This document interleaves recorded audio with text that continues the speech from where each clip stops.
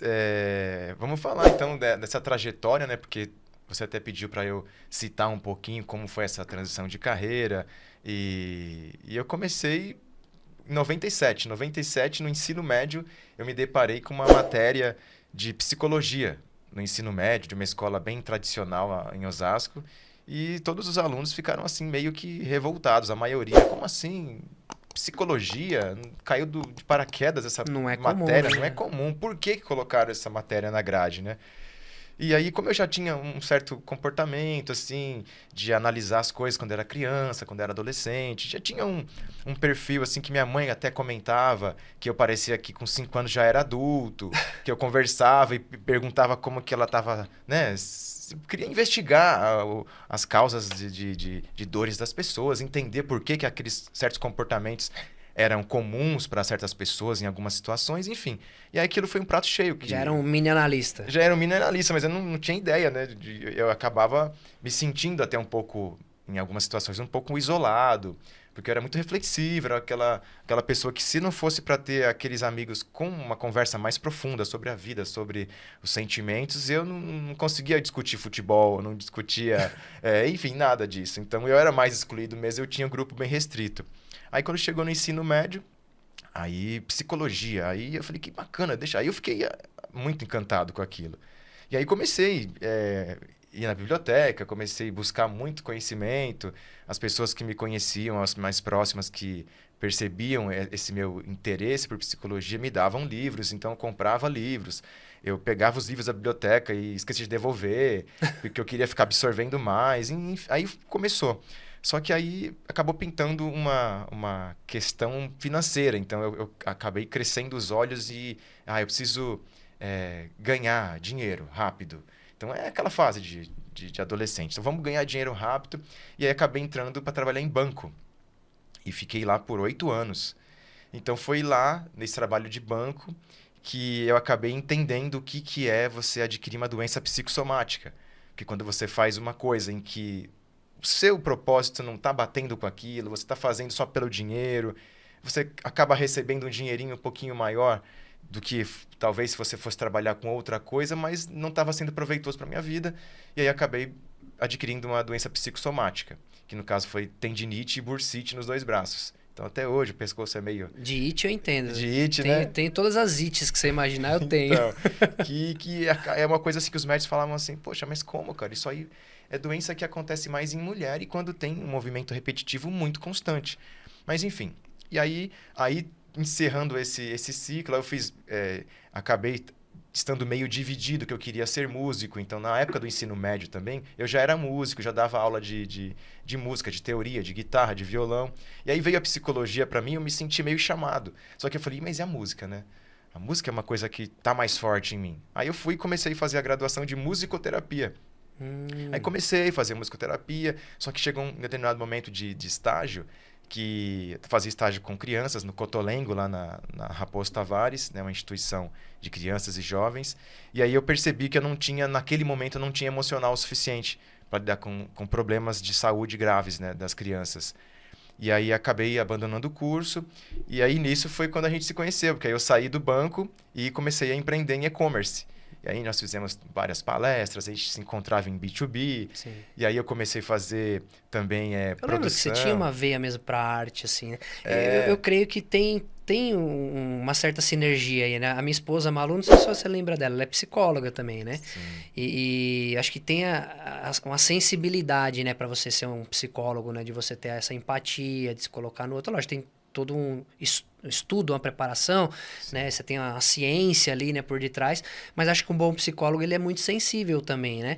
E na música, na arte, meu, você precisa dessa sensibilidade. Então acho que sim. tem casa as coisas aí, né? Acho que você não tava em áreas divergentes, mas complementares ali, né? Sim, porque a música, cinema, até um dos primeiros livros que eu ganhei de uma amiga era cinema e psicanálise, né? A relação que tem do olhar, da câmera, o olhar do movimento, o olhar do olhar, né? Quando você está por trás da câmera, você está enxergando uma coisa que está olhando uma outra coisa. E o que Interessante. aquilo representa na parte íntima da pessoa, né? Cada um, ao enxergar uma cena, assistir uma cena de um filme ou ouvir uma música, ela vai ter um tipo de sentimento, algo que vai... Percepção diferente. Percepção, vai puxar uma memória, vai puxar um trauma, vai puxar uma coisa que às vezes a pessoa não consegue identificar o que que é, porque era numa época muito tenra da infância, e aquela música que a gente parece, puxa, que música é essa? Ou, quando eu ouço esse tipo de música, esse toquinho me remete a alguma coisa, me dá uma emoção, eu não sei o que quer dizer. Sim. E aí, na psicanálise, você vai investigando isso, vai entendendo aonde aquilo é sofrimento, aonde aquilo é desejo, angústia. Enfim, aí começamos, né, na parte de e-commerce, e eu acabei passando a me focar mais na psicologia do consumo, mais focado em psicologia das cores, para fazer uma copy persuasiva, para usar os gatilhos certos. Então, uma outra forma de usar a psicologia. E aí foi assim por muitos anos. Aí tinha produção artística que eu fazia, produção teatral, produção musical. Continuava tocando, fazendo trilha sonora para espetáculos de teatro. E sempre assim, até nas composições, tinha banda. E aí nas composições eu percebia que as músicas eram muito longas, composições próprias, e eram músicas assim que tinham uma letra muito profunda do aspecto psicológico, né? Então eu comecei, falei, peraí, alguma coisa tá me chamando, parece que tem algum propósito que eu não tô atentando, que eu não tô aceitando. E aí foi quando muitas coisas aconteceram e aí eu comecei mesmo, aí até a pandemia também deu uma reviravolta na vida de todo mundo, que aí eu comecei a buscar cursos de terapia holística, quando eu comecei a estudar yoga e praticar também, para ter uma expansão de consciência, para entender mais corpo, espírito, alma, essa junção da gente e do coletivo.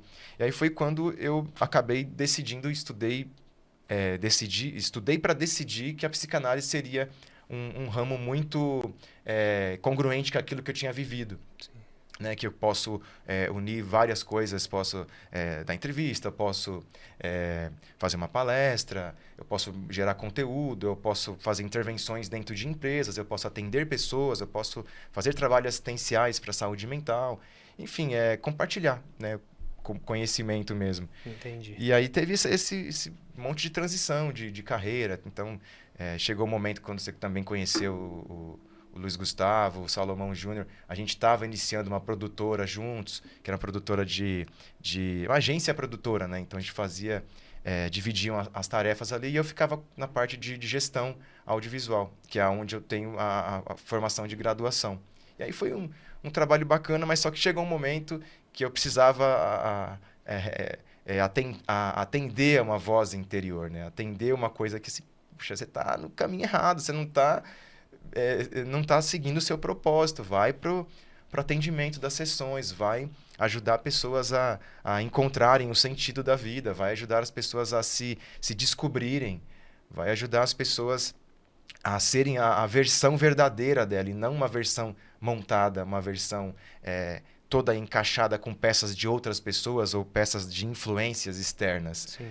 Né? Ajudar as pessoas a abandonarem seus medos, aquilo que paralisa, aquilo que inferioriza as pessoas, saber lidar com as emoções, porque saber lidar com emoções é no empreendedorismo, é com a família, é na rua, é em qualquer situação. É quando machuca um joelho, é quando pega uma doença grave.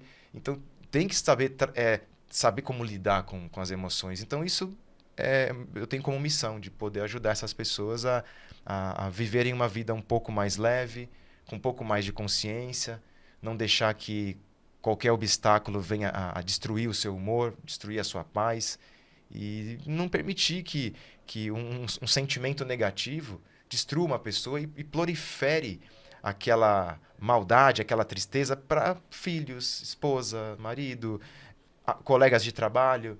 Sabe aquela pessoa que chega na equipe de trabalho, quando ela chega, todo mundo fala, ih, chegou. Ai, ai, ai. Afeta a produtividade não só dela, mas do ambiente todo, né? Sim, imagina um empreendedor estando com esse tipo de sintoma, né? De negatividade. E aí a gente pode falar, né? Inclusive... Tem muito, né? Porque, meu, o dia a dia do empreendedor, nesse país, então, o empreendedor é um herói, né? Sim. É complicadíssimo, né? Mas pelo que você está me contando, me parece que, assim, você passou por um processo para se encontrar, aquilo que você... para unir a sua paixão para aquilo que você tem de vocação também. Então, você falou, parece que algo me chamava que eu não estava querendo aceitar, né? Então, você passou por esse processo de aceitação, de se encontrar. E eu costumo... Eu tenho uma formação de análise comportamental também, eu acho que eu não cheguei nem a comentar contigo, mas eu percebo muito que geralmente as pessoas elas têm a mais capacidade de ajudar as pessoas naquilo que ela mesma passou. Sim. Então você está falando de repente ajudar as pessoas a se encontrar o propósito dela e tudo mais, mas você viveu aquilo ali, né? Até Exato. você se encontrar. Então, é diferente de você aprender a fazer, sei lá, um bolo com alguém que nunca cozinhou. Que só pegou a receita e está reproduzindo ali para você. Outra coisa é você aprender a cozinhar com alguém que é um chefe de cozinha. Ele passou por esse processo, ele aprendeu. Né? É diferente. Uma pessoa que ensina sobre finanças. Cara, vou te ensinar a sair das dívidas. A pessoa nunca teve dívida para poder saber o que a outra pessoa sente. Né? Nunca encostou a cabeça no travesseiro e ficou sem dormir porque não conseguia pagar uma dívida e não sabe como é que é. Então, acho que a pessoa que teve aquela dor... Né? Tem uma música do Rodolfo Abrantes que fala que das minhas feridas saia poder para curar.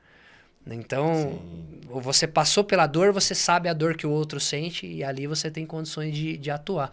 Me parece, eu vejo muito isso em você. Sim.